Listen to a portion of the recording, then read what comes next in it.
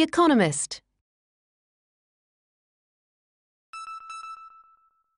Japan's economy remains the world's second largest, but it's ageing, indebted and slow. In the 1980s, led by its car makers, Japan stole a march on the world and amassed a large current account surplus which alarmed other rich nations, especially slow-growing America.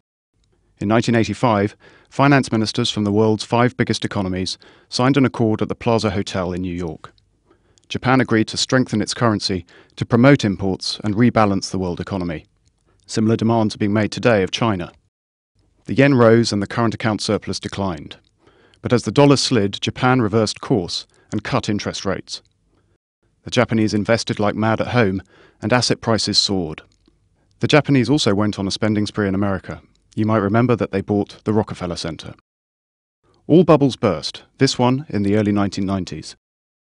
What followed is called Japan's lost decade. Japan began exporting its way out of trouble in this century's first decade. Americans with easy access to cheap credit bought flat-screen TVs, Lexus cars, and other luxury goods. Japan's savings rose, but it was the large exporting corporations that saved, not households. The household savings rate fell, in fact, from around 10% per year in the 1990s to 2.2% in 2007, but even this failed to boost domestic spending. During the 5 years of fast growth between 2002 and 2007, wages stagnated. As far as the average household was concerned, the spurt might never have happened.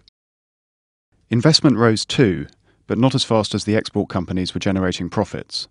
That meant the country continued to spend less than it earned, and its current account surplus once again ballooned. Although things have changed since the crisis, of course. During the boom, companies focused on the domestic market did not do as well.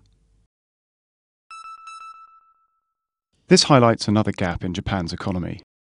Large firms tend to manufacture goods for export, and have been more profitable than small firms, which remain weighed down by regulation and debt from the lost decade. And this gap is now increasing. So where does Japan go from here? In its reliance on exports and its heavy regulation of the service sector, Japan's economy resembles a developing country's. It needs to deregulate its service industries and stoke domestic demand. But with elections looming, there is little talk of rebalancing. The old, slow march seems set to continue.